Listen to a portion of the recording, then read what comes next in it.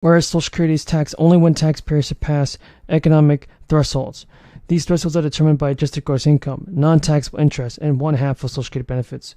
Overall, only a portion of Social Security benefits is subject to federal taxation, even beyond these thresholds. Initially targeting higher earners, the combined income thresholds have not been adjusted for very long, and now over half of recipients now owe tax on benefits due to annual COLA pushing payouts even higher.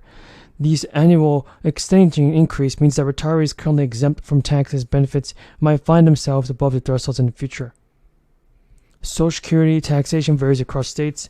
Most states don't even tax benefits, and if they do, state-specific deductions and exemptions often limit the extent of taxation.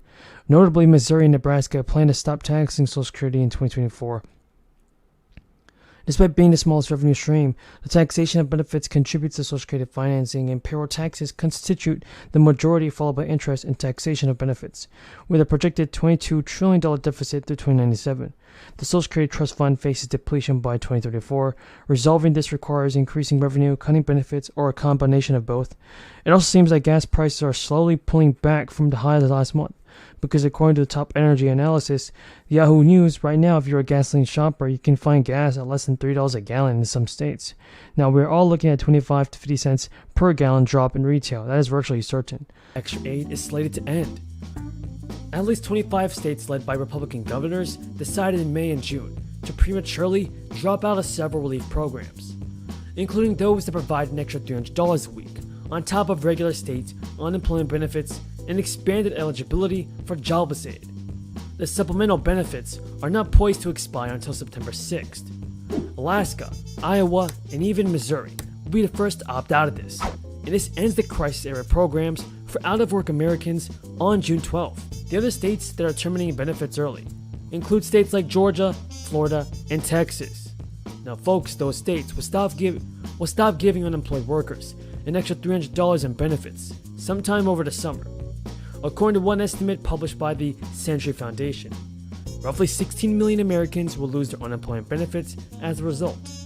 GOP lawmakers were quick to blame the extra unemployment aid for the anemic job growth, although experts have also cited a lack of childcare and fears of contracting it for the hiring shortage. What are your thoughts on this, everybody? Are the unemployment benefits keeping people out of work? Tell me your thoughts on this in the comments below. There remain 7.6 million fewer jobs than in February of 2020. That's before the crisis began.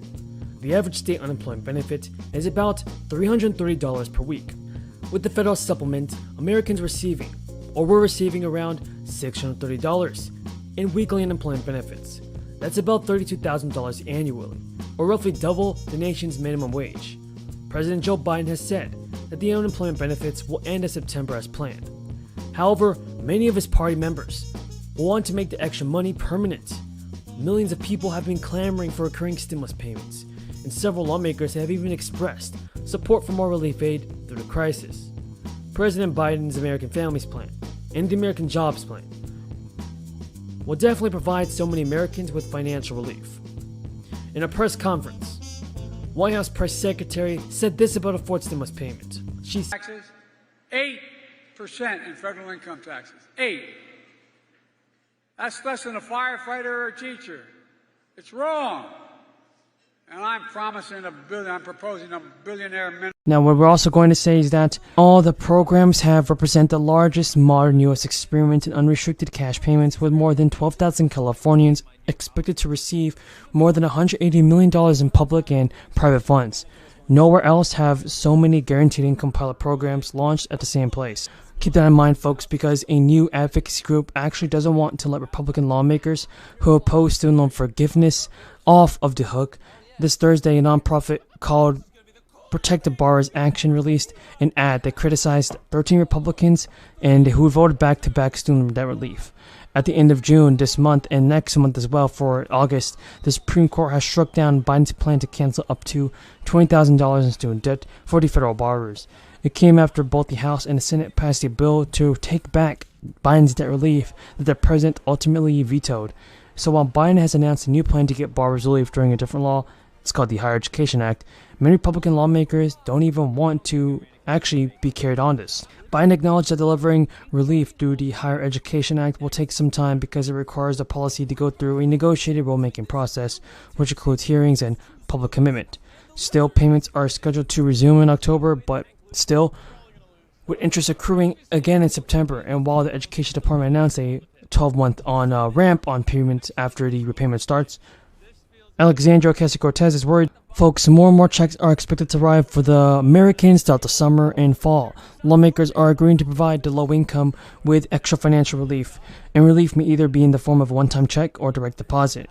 But now, 2 rebate checks are going to be for tax policies. These checks are typically sent out after individuals file their annual tax returns and determined to be eligible for a refund or credit. The specific eligibility criteria for tax rebates is depending on tax lawmakers and regulations in the country. A large number of states have announced that they will be mailing and depositing relief checks for many residents.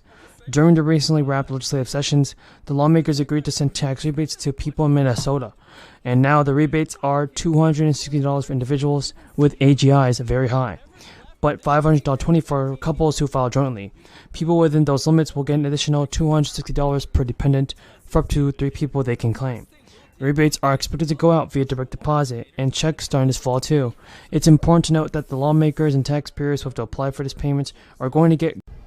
You may want to prepare this for Social Security benefits and do not expect to be cut by at least 20% over the next few years. But the lawmakers have laid out new solutions to this big issue. The program will be funded through a slightly different process and benefits will be increased if this bill is passed. According to CNBC, millions of Americans look forward to claiming Social Security benefits every single year after paying into the program. But Social Security beneficiaries face the possibility of an across-the-board benefit cut of at least 20% in the next decade. It's due to a looming funding shortfall. Now, with this in mind, it can be changed if Congress does something about it. For instance, a Social Security beneficiary and a member of the AARP Iowa Executive Council told Washington, "You cut that 20% that people are paying, and that's a crisis. We've done our part. It's time for Congress to do their part." Social Security faces a shortfall between the income it receives due to payroll taxes and the benefit it collects. Now, the program's trust funds help make up a big difference, but in the next decade, those trust funds will dry up, and projections show. Without that buffer, benefits will be immediately reduced. The headlines about the program's funding woes may prompt Americans to suspect Congress is doing nothing to change the program situation. 2 of the top lawmakers are already working on Social Security reform proposals, and they spoke at the AARP forum with Senator Bill Cassidy and the Democrats to discuss the negotiations. Senator Cassidy said it will not happen before the next presidential election because President Biden he made it clear that he's not going to act on this. So now, during his State of the Union address in February, Biden did say he would do something about it. But so